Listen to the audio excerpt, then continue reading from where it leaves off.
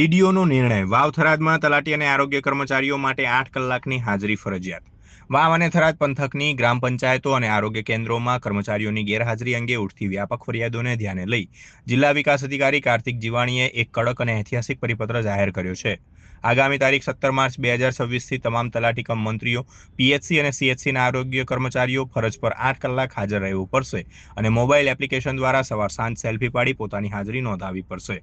ડીડીઓના આ આદેશ મુજબ જો કોઈ કર્મચારી એપમાં હાજરી નહીં પૂરે તો તેના પગારમાં કપાત કરવામાં આવશે.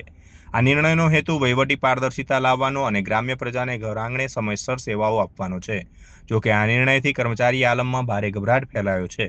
બીજી તરફ વાવ થરાદ તલાટી એસોસિએશનના પ્રમુખ રામાભાઈ દેસાઈએ આ પરિપત્રનો વિરોધ કરતા જણાવ્યું કે તલાટીઓ નિષ્ઠાપૂર્વક કામ કરી જ રહ્યા છે અને આ પ્રકારનો સેલ્ફીનો નિયમ યોગ્ય નથી. તેઓ ટૂંક સમયમાં કારોબારી બેઠક બોલાવી ડીડીઓને રજૂઆત કરશે. જોકે ગ્રામ્ય પ્રજા અને અબાસણાના સરપંચ હાજાજી ઠાકોર જેવા પદાધિકારીઓએ આ નિર્ણયને હરખફેર વધાવ્યો છે.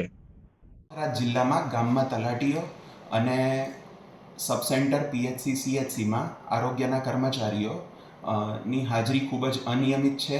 તેઓ આવતા નથી સમયસર, એવી વારંવાર રજૂઆતો અમને જિલ્લા કક્ષાએ મળતી રહેતી હોય છે.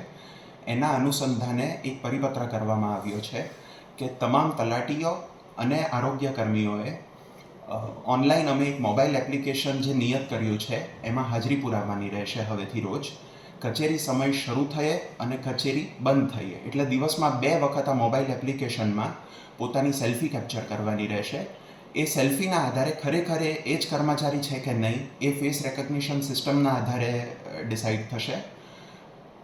જ્યારે સેલ્ફી કેપ્ચર થતી હોય ત્યારે મોબાઈલનું અક્ષાંશ અને રેખાંશ પણ અમે જીપીએસ મારફત ટ્રેક કરશું કે જેનાથી ખબર પડે કે ખરેખર એ વ્યક્તિ પોતાની સેલ્ફી એક ગામમાં જ બેસીને કેપ્ચર કરે છે કે નહીં. આ 2 વસ્તુના આધારે એમની હાજરી નોટ થશે અને તમામ તલાટીઓ અને આરોગ્ય કર્મીઓ 30 દિવસમાં જેટલા દિવસ આ રીતે હાજરી પુરાવશે એટલા જ દિવસની એમની હાજરી ગણવામાં આવશે અને બાકીના દિવસોને ગેરહાજર માનીને એમનો પગાર કાપવામાં આવશે.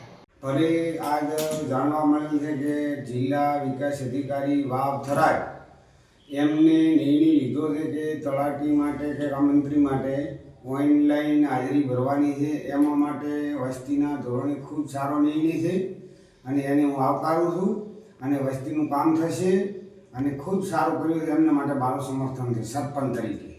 હા, સાહેબશ્રીને રજૂઆતો મળતી પણ હશે, કદાચ કોઈ તલાટી ગેરહાજર પણ હોઈ શકે, પરંતુ એનો મતલબ એ નથી કે બધા તલાટીઓ ગેરહાજર રહેતા હોય છે.